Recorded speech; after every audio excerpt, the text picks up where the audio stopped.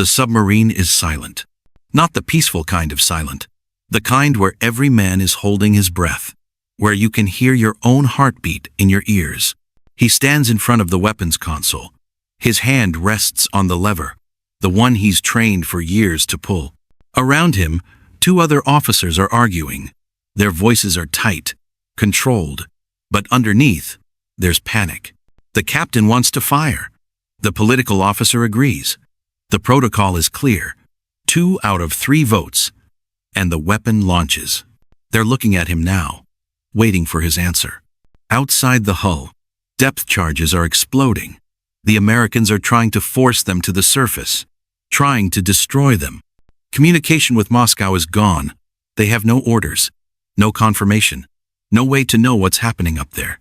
But the captain believes the war has already started, that nuclear missiles are already flying, that if they don't fire now, their country will be destroyed without fighting back.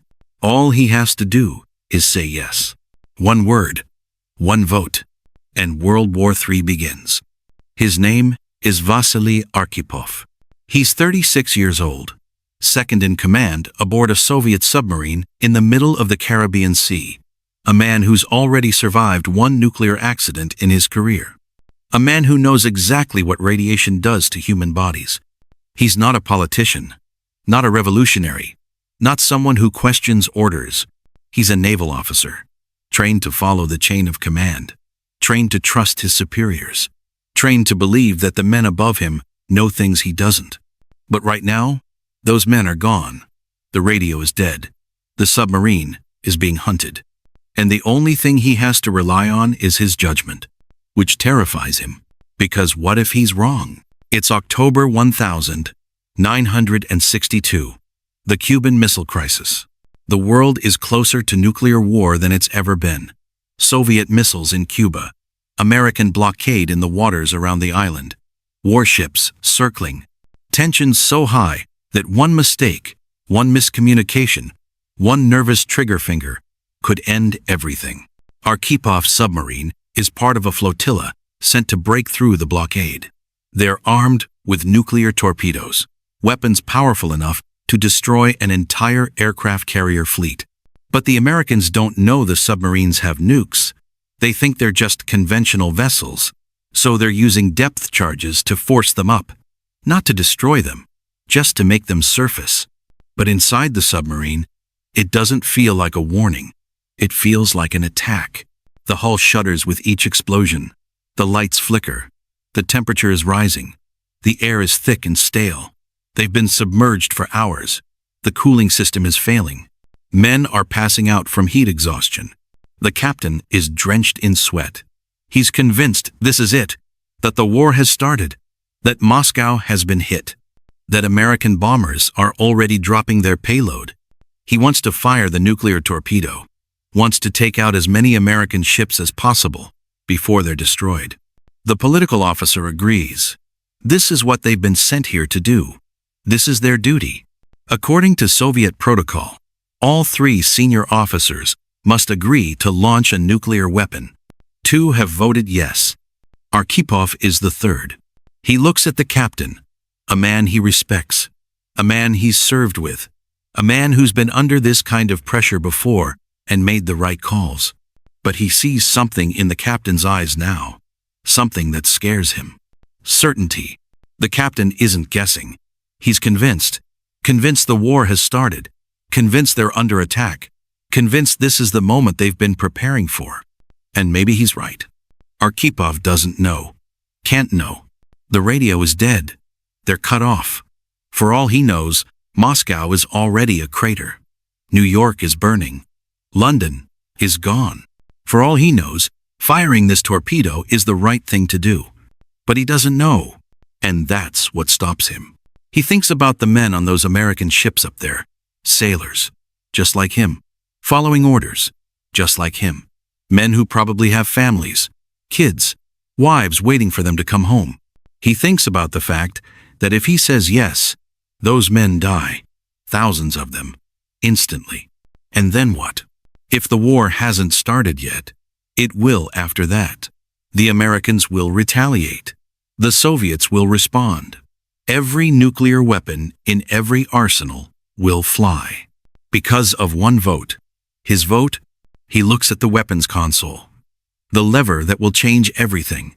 His throat is dry. His hands are shaking.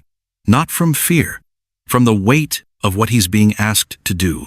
The captain is shouting now, telling him they're out of time, telling him this is war, telling him that hesitation will get them all killed. The political officer is nodding, agreeing, pressuring him. Two men, both senior to him, both certain, and one man, just him, filled with doubt. He takes a breath, and he says no. The word hangs in the air. The captain stares at him, disbelief, then anger. He argues, says they have a duty, says the Americans are trying to sink them, says Moscow is counting on them. Arkhipov doesn't argue back. He just repeats it. No, he says, they don't know what's happening up there. Says that if the war had started, they'd know. Says that launching a nuclear weapon on a guess is not something he can live with. The captain is furious. But the protocol is clear. 3 votes. They don't have 3. The torpedo stays in its tube. The submarine stays silent. The depth charges keep falling. The hull keeps shaking. The men keep sweating. But they don't fire. Hours pass. Eventually, the submarine surfaces. The crew is exhausted, barely conscious, but alive. The Americans don't attack. They just watch, wait, because there's no war. Moscow is still standing. Washington is still standing. The missiles in Cuba are still being negotiated. Arkhipov was right. But he didn't know that when he said no. The submarine returns to the Soviet Union. Arkhipov doesn't get a medal, doesn't get recognition, doesn't get praised for preventing World War III. Because officially, nothing happened. The Soviet military doesn't want to admit how close they came, doesn't want to acknowledge that a submarine captain was seconds away from launching a nuclear weapon without authorization. So the incident is buried, classified, forgotten. Arkhipov goes back to his duties, serves out his career, retires quietly. For decades, almost no one knows his name. It's not until the Cold War ends that the story comes out, that historians piece together what happened in that submarine, that the world learns how close it came. Some called him a hero. Others said he got lucky. A few veterans criticized him for disobeying his captain. Arkhipov himself never talked about it much. In the few interviews he gave, he was humble, said he was just doing his job, said any officer would have done the same. But that's not true. 2 officers in that submarine voted to fire.